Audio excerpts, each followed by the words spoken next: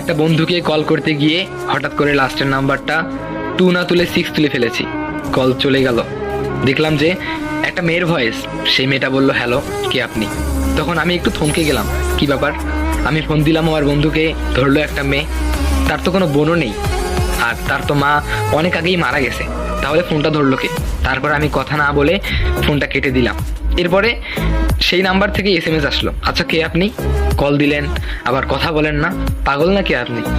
তখন আমি একটু মজা নেওয়ার জন্য, শুধু মজা করার জন্য তাকে বলছিলাম যে, কিরা আমাকে এখনো চিনতে পারিসনি? ছি, এই তোর বন্ধুত্ব। এই মেসেজটা আমি তাকে দিলাম। সে বলল, আচ্ছা তুই কি লাবণী? আমি বললাম, এখনো চিনতে পারলি না? তখন সে বলল, না এখনো চিনতে পারিনি তোকে। আমি বললাম যে ঠিক আছে, খাইছিস, খাওয়া দাওয়া করছিস? এইরকম করে কথাবার্তা বলতে বলতে মানে সেই মেয়েটা পরিচয় পায় আমার যে আমিও একটা মেয়ে, SMS-এ কথা বলে। তো তারপরে, আচ্ছা তুই কি রোজা নাই? আমি বললাম যে না, আমি রোজা নেই। তখন সে বলল, এখন আমি তোকে চিনেছি, তুই হলি আমার সেই মোটি বান্ধবী যে এক মুহূর্ত খাওয়া ছাড়া কিচ্ছু বুঝিস না, তুই শুধু খাওয়া খাওয়া করিস। হ্যাঁ আমি জানি তুই আয়েশা।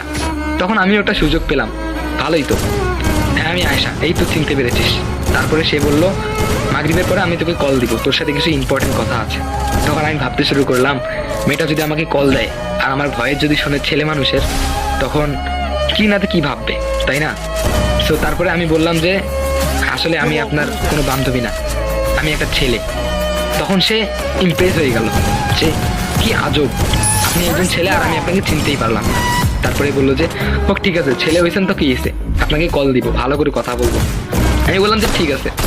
তো মাগরিবের পরে সেই মেয়েটা আমাকে কল দিল, আমি রিসিভ করলাম, বললাম যে হ্যালো, আই এম সরি, প্রথমে সরি বলতেছি।